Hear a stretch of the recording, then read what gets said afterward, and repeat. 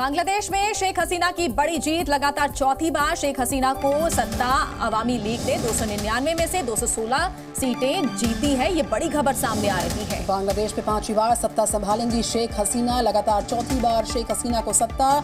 एक बार फिर शेख हसीना सरकार बनने जा रही है। शेख हसीना 5वीं बार सत्ता संभालने जा रही। तो संसदीय चुनाव में शेख हसीना की अवामी लीग ने 2/3 बहुमत हासिल कर लिया है। खुद शेख हसीना ने गोपालगंज सीट से लगातार 8वीं बार जीत हासिल की है। शेख हसीना को जहां 2,49,965 वोट मिले, तो वहीं उनके प्रतिद्वंदी को सिर्फ 469 वोट हासिल हुए। रविवार को बांग्लादेश में हुए आम चुनाव में लगभग 40% वोट पड़े थे।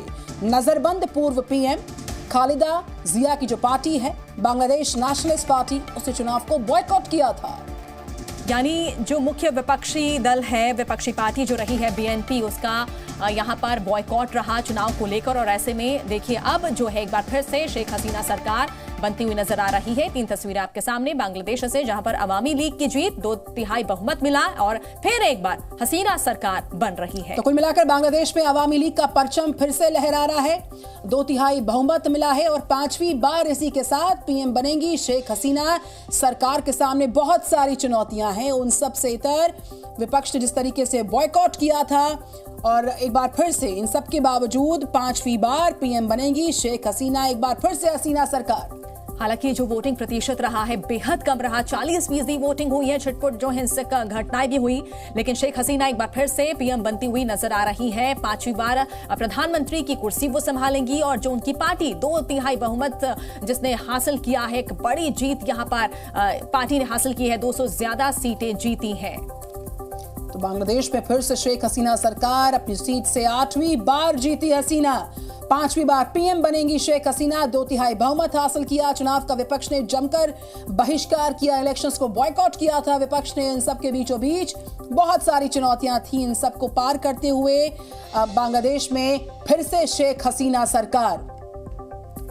तो 5वीं बार प्रधानमंत्री बनने जा रही है शेख हसीना। कल ही देखिए, कल मतदान का दिन था और हिंसक घटनाएं यहां पर हुई थी। हालांकि जो विपक्षी दल है, मुख्य विपक्षी दल अगर बीएनपी की बात करें, तो इनकी तरफ से बॉयकॉट यहां पर किया गया था। और ये देखिए, ये प्रचंड जीत, नया कीर्तिमान यहां पर बनने जा रहा है। 20 साल से ज्यादा से शेख हसीना देखिए यहां पर रही हैं। इससे पहले 16 साल में जर्मनी की एंजेला मार्केल ने सत्ता संभाली और उससे भी ज्यादा देखिए 16 साल तक भारत में इंदिरा गांधी ने सत्ता संभाली थी। ये वो बड़ी हस्तियां, ये वो महिलाएं जिन्होंने राज किया। और ऐसे में अब शेख हसीना आगे बढ़ते हुए एक बार फिर से सत्ता संभालते हुए बांग्लादेश की।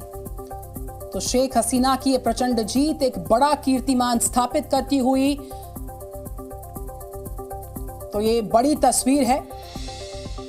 और भारत के लिए बांग्लादेश इतना महत्वपूर्ण क्यों हो जाता है, वो भी हम आपको बता रहे हैं विस्तार के साथ ग्राफिक्स के माध्यम से।